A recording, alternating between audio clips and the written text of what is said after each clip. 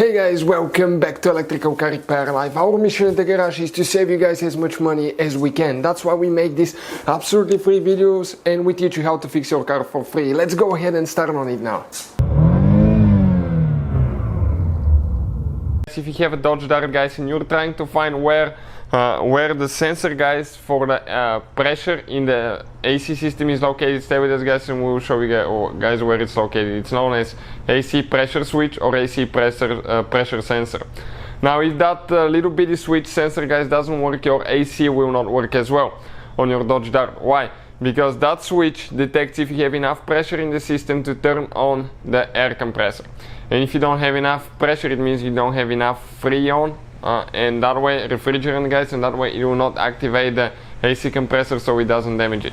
Now, let's explain where it's located and what needs to be done to replace it. We'll guys have more than 200 videos on that Dodge Dart because our mission is to save you guys as much money as we can. So please, guys, subscribe to the channel and like the video. As you can see, guys, we have engines, transmissions, everything's here in the shop.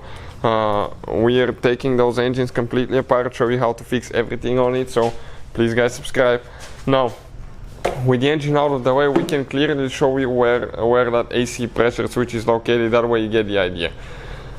Now, on most vehicles, guys, and make sure you stand till the end so we can confirm it. On most vehicles, you have to drain your refrigerant, your coolant, before you replace that sensor, because otherwise you're going to leak everything out and you will be under enormous amount of pressure. It can get in your eyes, it can damage your eyes, it can burn you, guys. It's cold, so it can severely hurt you and it's not good for your health as well.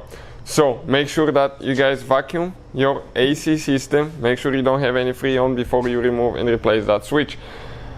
But make sure you stand to the end, guys, because some of them have a special valve that prevents the freon from leaking, so in that case you won't need to. Let's see how ours is now.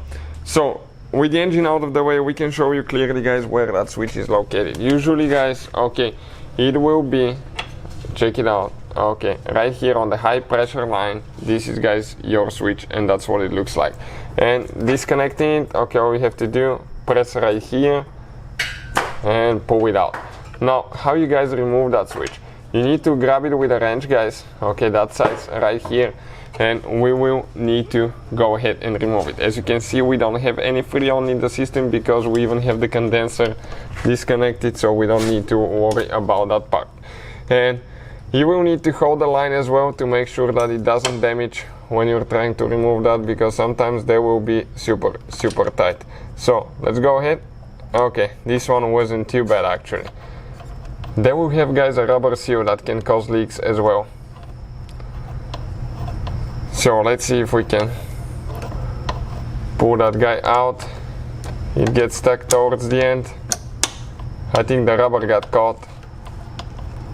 That O-ring I was talking about, definitely I can see it getting caught. Okay, perfect. Now let's confirm that now. Okay, that switch, guys, you actually do not have to drain your cooling system, because that switch, guys, it has a needle valve that will stop the freon from coming out. So practically you can remove, okay, let me focus here. You can, guys, remove that switch without draining your coolant. That's why I told you need to stand till the end, because not every vehicle does that. And so check it out now, guys. As you can see, you can, guys, drain, replace your AC pressure switch without draining your AC system, your refrigerant. Why? Because you have a valve here, and that valve will close once you start removing the AC pressure switch. This is a 2013 Dart. Hopefully yours is that way too, guys. Otherwise, if you start removing the switch and you start developing a huge leak, then stop, guys, and drain your system. I would recommend to do that anyways and refresh it. But on our model, as you can see, we have a needle and nothing will come out anyways. And where is the switch now?